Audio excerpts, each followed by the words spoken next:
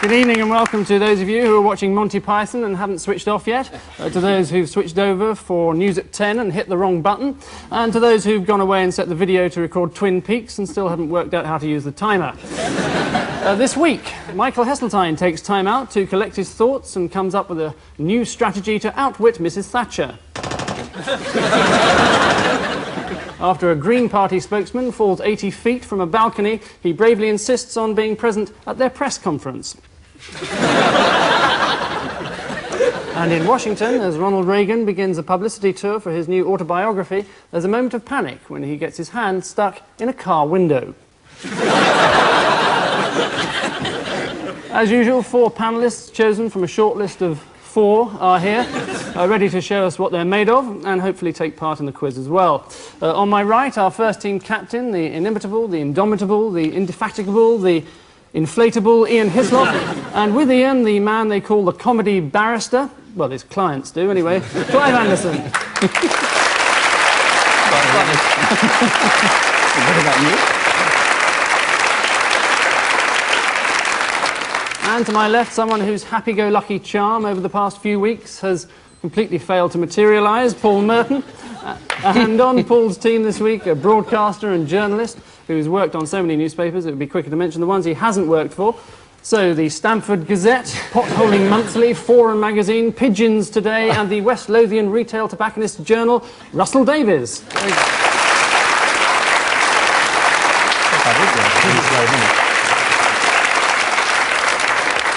So let's wander aimlessly into the first round. Ian and Clive, who are these people, and in what way do they deserve each other? They're all sticking into the knife in each other at BSB. Yes, that's Robin Day, I recognise him. He's Selena the frock. Scott. No, there's more people. Rupert Murdoch and a Brillo pad. Are we supposed to be answering what they've got to do with each other? Well, at some stage during the show. It's almost too easy, because this is the exciting merger of BSB and Sky. I think one was losing £10 million a week and the other losing £5 million a week. They've got together to lose £15 million a week. They've also combined their audiences, so that's 3 now. Yeah. Yes. And all those people there are paid a fortune of money by their respective companies. Which is why they're losing £15 million a week, yes. No, it's because the programmes are no good. Yeah, absolutely right. 2 points. It's the annexation, or merger, as Rupert Murdoch likes to call it, of BSB by Sky Television. The axe is most likely to fall on BSB's Now channel, featuring Sir Robin Day and Selena Scott, which is apparently watched by just 0.5% of all BSB viewers, so it's presumably being watched somewhere by a severed arm. Paul and Russell, another bunch of reprobates for you. Yes, this is the Sun campaign. They wanted everybody in Britain at 12 o'clock on Friday or something to sort of face France, stick 2 fingers up in the air and shout out, "Up yours, Delors." Plenty of people gathered outside the gates of Wapping and did. Yes. And their own cameras were there to see it, and nobody else took any notice. Except Le Parisien, I think, newspaper in Paris, that replied by saying that all England's food was rubbish and all our women have got buck teeth, which I thought...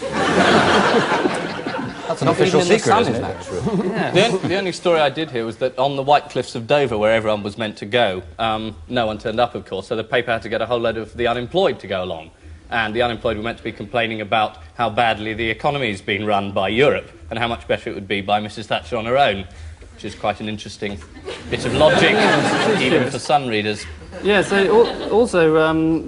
French newspaper said, after those people had actually lined up along the cliffs of Dover, they would have been heard a lot more clearly if they'd taken 1 step nearer France.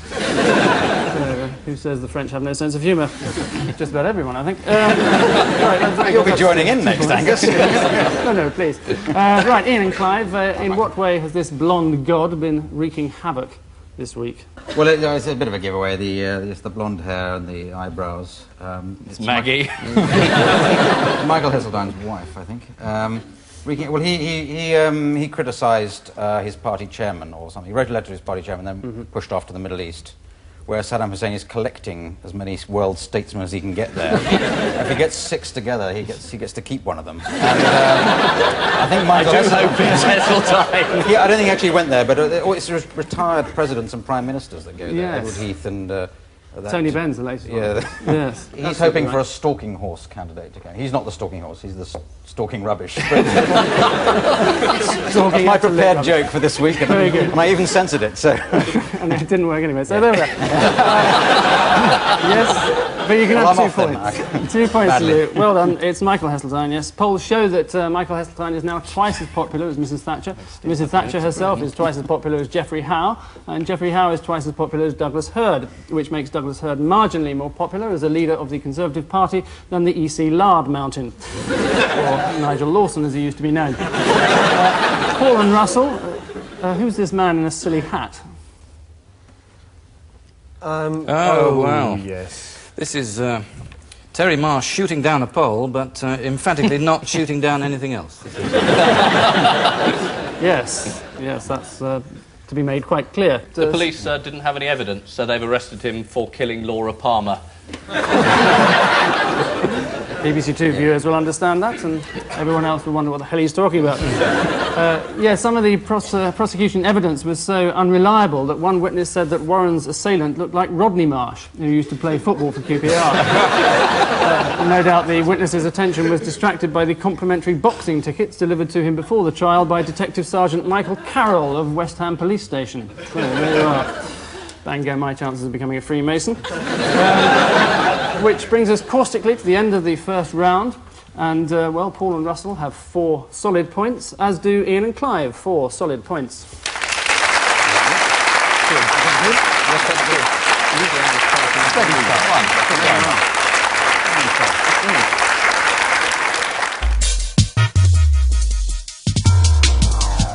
If I had a... As usual, at this point in the proceedings, just when everything started to get going, we like to indulge in a little quiz show interruptus as we alert the panel to their feat, which they have to perform this evening. Each team is shown a photograph. Paul and Russell, this is yours. Ian and Clive, yours is this. And between now and the end of the programme, in the privacy of your own brain, we'd like you to come up with a caption or two. Let's slip into our rubber galoshes now and descend into the steamy bowels of Fleet Street for a look at the week's tabloid headlines. 1 each. Paul, yours is the banana bandit who slipped up. What's that all about? This is the man who went into a bank and said, "Give me all your money, I've got a banana here." And they gave him all the money, and then he next door to the greengrocers and held them up with a cash load of money in his hand like that. Yes, the banana. It's a man who... banana. He went in with a banana. Yeah, Something like that. This happens every week, there's a story about it. It's a man who went in with a banana. It's just plain as that, really. And then he fired it at Frank Warren, didn't he? No, he didn't. Apparently, no. Sorry, no. That was Rodney Marsh. Also, they claim. I'll give you 1 point for that. The banana bandit was Carl Lancaster, who, despite the headline, in fact, allegedly held up a Shell petrol station with a cucumber. Apparently, he pointed at the cashier and said, "If you don't give me a lot of money, I will shoot you." Whereupon the cashier gave him £60, obviously scared of cucumbers. Police later recovered his carrier bag containing his entire arsenal, a bunch of bananas, a cucumber and a sawn-off aubergine. Russell, a spiritually uplifting headline for you. Exempt the Holy Church of Nome. I think this is a dodge. Well, perhaps not a dodge. Better not say a dodge. A ruse. A method devised by a postman, I think in Scarborough, for getting round the poll tax. He lives amid a mass of beautiful garden gnomes, and these are an object of great reverence to him. In fact, he's named himself the Grand Imperial Alligator of the Holy Church of the Lacquered Gnome, and his wife is the Grand Imperial Alligatrice, and they run this thing as a holy sepulchre. And purely accidentally, by accident, as a freak of nature, it so happens that it makes them free of poll tax. Poll tax. Excellent answer, well done, yes. 2 full points. The extremely Reverend William Kibble, his name is, and his good lady wife Dawn, who've won the first round of their battle to avoid paying poll tax on the grounds that they're members of a religious order dedicated to the worship of garden gnomes. Evidently, it's possible to exempt yourself from poll tax if you can prove that you don't work and that you occupy yourself solely in idle contemplation and long periods of inactivity. So as a postman, he's halfway there, isn't he? Can you identify with this, Clive? I know how it feels to be a woman. It's the chairman of BSB after he got screwed by Murdoch. Yes, that's Ian off on one of his 9 favourite subjects, the other 8 being Robert Maxwell. I'd like to adopt that answer. It's got a cheap and easy laugh. Pete Townsend. It is Pete Townsend. Yes, he's been interviewed in some book where he said he's had some various assassinations. Assignations? It's a word you don't often hear young people use. Well, yeah. Terry Marsh doesn't use it at all. I did metal work, so I don't really know. Yes, he's had some sort of secret gay life, and he somehow feels that this makes him close to being a woman. I'll give you 2 points for that. It's Pete Townsend, guitarist with the popular beat combo, The Who, who declared that he is no longer a man. He said, "I know how it feels to be a woman because I am a woman." That's come as a bit of a shock. I'm glad he's given up drugs. Yes, Well, if you give me the full headline, of course I'd have got that. But, yes, well, that would have been too easy. So.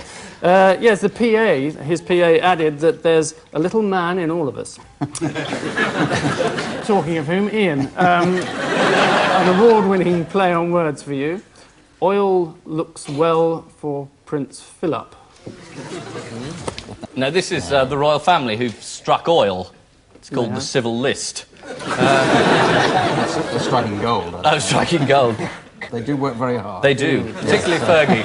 And the police do a wonderful job. They do.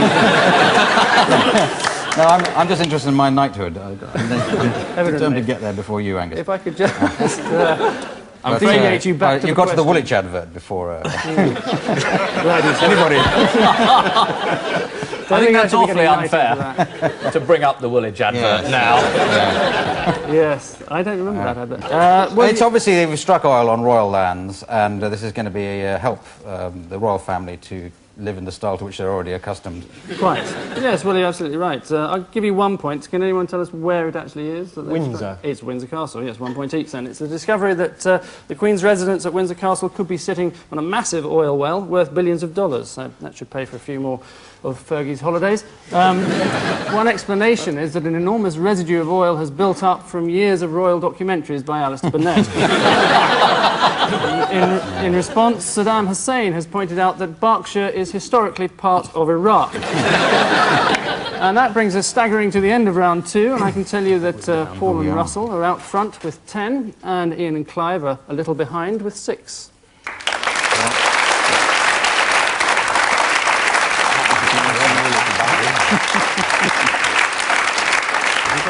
Time now for our so-called connections round, in which each team is forced to sit through a tasteless montage of seemingly unrelated clips, wherein lurks a major news story of the week. Ian and Clive, dismember this. Oh, that's Saddam Hussein. He's got the moustache of the mad dictator. That's John Lennon. Paul McCartney went by there. And Oh, John I Lennon, recognise yes. that. That's your child, and that's... Oh, Sir Peter Hall. yeah, this is clearly an RSC story. Oh, this is definitely RSC moving out of Barbican and running off to... I know what that is, because there's a clue there, and there's a sort of odd-looking Conservative MP. He's the one who... is he called Stokes or something like that? John Stokes. Yep. And he told people to stop blubbing about their loved ones being murdered by Saddam Hussein and just get on with it and have a stiff upper lip, like we all did in the war. And what he did, which was fairly amazing for a Conservative MP, was quote Shakespeare. Yes, well, I thought it was softly. What he forgot was at the end of the speech there's a bit about the 7th age of man, Yes. which is when you become a doddering, senile old Tory backbencher. Yes, it is Sir John Stokes, MP for the 17th century, as he's known in the Commons, apparently, who's been complaining about the mewling and puking, to quote him in Shakespeare, of Gulf hostages' families. He paid tribute instead to the dignified silence of Second World War wives, and confusing John McCarthy with a certain famous pop singer, called on those with relatives in the Gulf to behave like the wife of Paul McCartney, playing the keyboards very badly and ruining your husband's records. Paul and Russell unravel this. John Stokes? Yeah. High Court judges. No. That's That's a young front bencher. Oh, another one. Oh, they're all eating. John McEnroe. I don't know. Oh, that's the your whole line? thing, yes. That's the Home Secretary. Yes. Another Disney character. Several more. It's a nose question. Sir Alistair Burnett, look at him. Yes, there was a survey where people were stopped in the street and asked if they could name any members of the cabinet, and they couldn't, and then they were asked if they could name any of the 7 dwarfs, which they could, which proves that the 7 dwarfs are more popular than members of the cabinet. One person said sleepy and got a vote on Sir Geoffrey Howe as well. But then he resigned, so... Yes. Then there was Creepy, which was Cecil Parkinson. Joe P. Any of them. Grotesquely sycophantic, that was another one. 99 Grumpy, out of that's 200. Margaret Thatcher herself. 99 out of 200 got the whole 7 dwarfs. Right, I thought that was pretty good. Colin Moynihan. Mick Titch, I'm going to give up. All of those people, yes. Well, very good. And that brings us to the end of that round. So Paul and Russell now have 12 points, and Ian and Clive still have 8.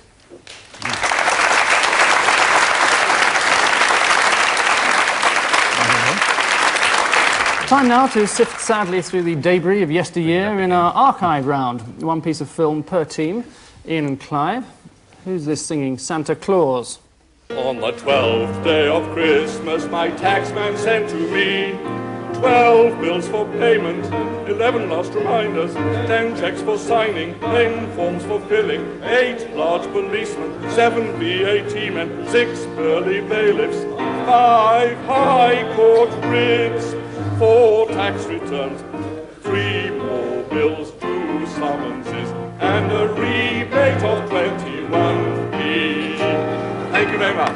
That's so easy. That is just so easy. That's Father Christmas. Very good. He's got his costume and everything. But you know who it really is, don't you, Ian? I can tell. Well, Tell us who's underneath. I think I've seen photographs of this in the past. I think that is, amazingly, Sir Geoffrey Howe. Let's see if you're right. 5 high court writs, 4 tax returns, 3 more bills, and a rebate of 21p. Thank you very much. And that's why he had to resign, apparently. Yeah, I was going to say, don't give up your day job, because he already has, hasn't it? Santa Howe, though, yes, showing he does appreciate a joke, he just doesn't realise when he looks like one. Right, Paul and Russell, why is this man being serenaded so beautifully? Mr. Michael, Mr. Michael, Mr. Michael has surprised. If you save it and recycle, then you'll be a Valentine. This is National Sing to a Git Day.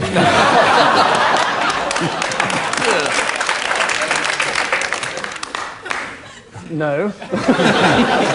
Although I'll give you a point for entertaining us, but what's the actual answer? Any idea? Was it plant a tree in, judging by his hairstyle, 63?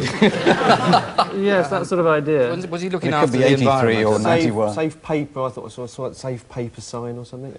Yes. Recycling, isn't it? Well, I think I'll let Michael himself tell us the answer. Well, when I came here, as a matter of fact, we were using 40 million copies of photocopying paper in the department in a year. We've now saved about 25% of that. And the fascinating thing is that the Friends of the Earth have calculated, although I must confess I didn't do it myself, that we've actually saved 850 trees because of the photocopying paper we're no longer using. Oh, well done. Bravo indeed. Yes, Michael Heseltine boasting about the amount of paper he saved and proving there that he cares for the simple things in life. Trees, fields, woods, which is presumably why he owns so many of them. So at the end You'll of be able to that get a round... few from your Woolwich ads, I should think. Bless you for mentioning it again. So I at the do end wish of you'd stop bringing up the Woolwich, Clive. They're a very sound company. I'm with you there.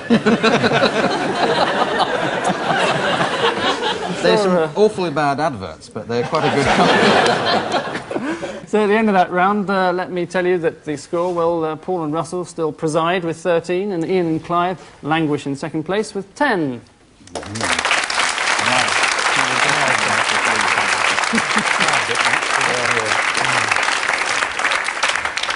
So we chug merrily onto our odd one out round. 4 familiar faces each, one of them doesn't fit. Who and why is what we want to know. Paul, 4 political pals for you. Norman Willis, Norman Tebbit, Norman Helsham, oh no, Lord Helsham, and Kenneth Baker.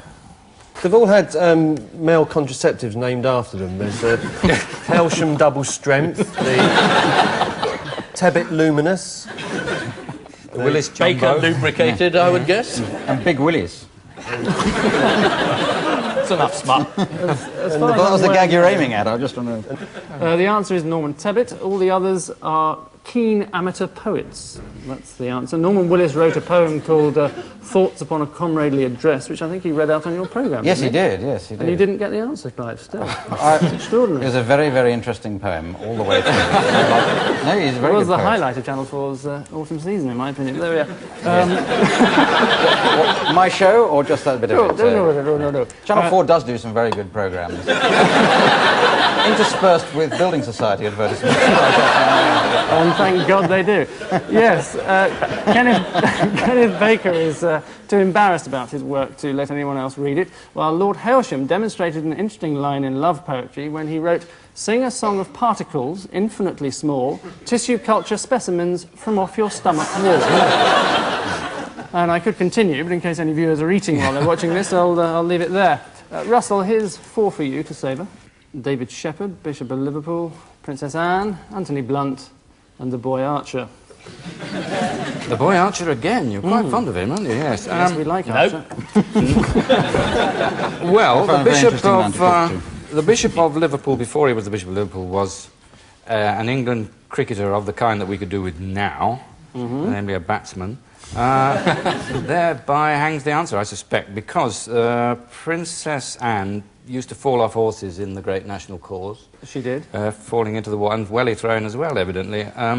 Before she did that motor racing. Jeffrey Archer. Down the M4. Jeffrey Archer, I think, I mean, it probably happened in Oxford, where his more fabled exploits all did happen, or not, as the case may be, once ran round a field for England and fell back exhausted. Yes. So I ran would against think Sweden. that 3 of them represented their country at sport, and Blunt represented Russia at spying. Yep, very good indeed. Yes, 2 4 points. Blunt sent scores of British agents to almost certain death, and as a result was viciously knighted. Clive, a fab foursome for you. John Lennon, John Lennon, yes. Paul McCartney, McCartney, Ringo Starr. and Degsy. Well, you made this too. Obviously, I can't get the obvious If one. you could but, avoid the obvious one, The yes. obvious one, one of them isn't a musician, but that would be Ringo Starr. Derek Gosh. Hatton hasn't been charged with anything, has he? Or was he arrested? Certainly not with fraud. That would be appalling. He was. Were he to be. He helped the police for a couple of minutes. With their inquiries. No, course he's he going to be did. their new PR man, apparently. Ringo Starr, I don't think he's ever been charged with anything, has he? Not Yeah. so far as we're aware. No. So does that mean he's the one who's the odd man out? He is the odd one out. I'll give you 1 point. He's Clive, not for from that. Liverpool. All the others went to the same grammar school, the Liverpool Institute. Ringo, of course, went to drumming school, but that doesn't count. But then neither could he, by the sounds of it. Right, finally, Ian. Enoch Powell, Neil Kinnock, Yes. David Owen, and Winston Churchill. Well, all 4 of them have been tipped as future Prime Ministers, apart from Neil Kinnock. Is that not? It's, No. it's an excellent I know what comment, this but is. it's not. I know They've what all this is. changed Changed parties. They've all party. changed parties, apart from Neil Kinnock, who wishes he could. Yes, yes. Churchill changed from Liberal to Conservative, Enoch Powell from Conservative to Ulster Unionist, while David Owen changed from Labour Party to SDP. To SDP Liberal Alliance Party, to Independent SDP, to Isolated Megalomaniac with no party. Which fascinating information brings us to the end of another round, and Paul and Russell are still the 4 dogs with 15, and Ian and Clive are still the stalking horses with 13.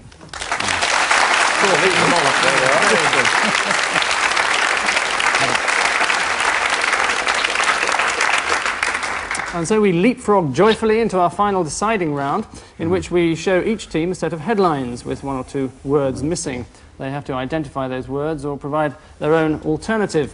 As ever on this programme, in the interests of inequality, the team who stand to lose most go first. So Ian and Clive, stand by. Right, yes. Voters want Thatcher to what? Explode. Not explode. I said that without moving my brain. To go. Quit is the answer. I'll quit, give you one for that. newspaper word. Next, attention drifts as Kinnock speaks to his what? Elbow. Something like that, anyway. Heart's content. He does that every day. Speak to his friends. I'll give you one for friends, because almost it's plant, in fact, is the answer. What do you mean friends is almost plant? No, honestly, Paul, plants are our friends. They turn carbon dioxide into oxygen and they keep us alive. Have you ever met Prince Charles? You very well. Right, next, I've let thought of them investing eat. in the Woolwich. Let them eat what? So did I. Next, let them eat what for school dinner? Kenneth Clark. No, Food. deer is the right answer. Yes, I'll give you a point for that, Paul. And finally, wife of Saddam snaps up £350 million what? Country. Jules. Jules is correct. Well Jules, done. yes. Paul and Russell, your turn. Flying doctor prescribes a 2-week what for Fergie? Orgy? Skiing holiday. No, she's already had 9 of those. It's not a holiday then. I'll give you one Fortnight. for holiday. Jaunt is the right answer. Next, Cliff is still a big what at 50? Oh, really? Disappointment. Nelly. Not Nelly, no. Hit. Hit Lemming. is correct, very good. Next, Sooty's secret hold on whom? The exchange rate. Larry H. Corbett's private parts. Corbett. Clive, I'll give you jumped in first there. Corbett is correct. And lastly, local party puts a what up Heseltine? Sooty.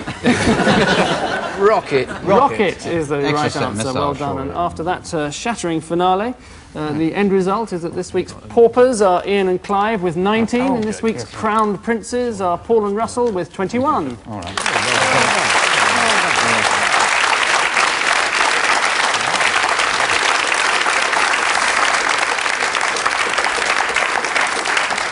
So, flowers and champagne for our winners, utter derision for our losers. But that's not quite it. Several years ago, at the start of the programme, you may remember, we asked the panellists to come up with some wacky captions to their photographs. Paul and Russell, what did you think of for this one? I've got a good one. Princess Anne chucks boot. How did you manage to come up with that one? Princess Anne launches new BSB Sky satellite dish. Very good. Ian and Clive, what about yours? It's make me Prime Minister or the kid gets it.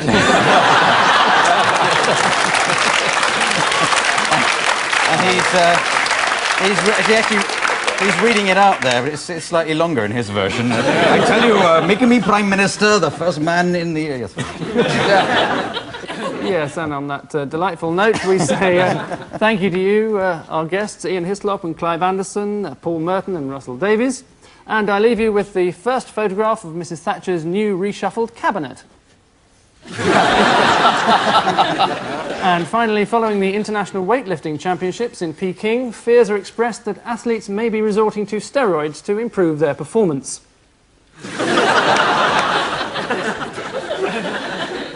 Good night.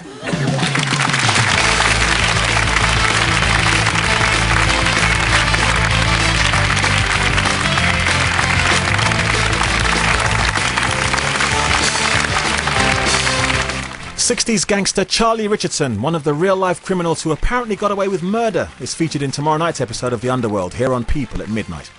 Have I Got 1990 Night continues in a moment.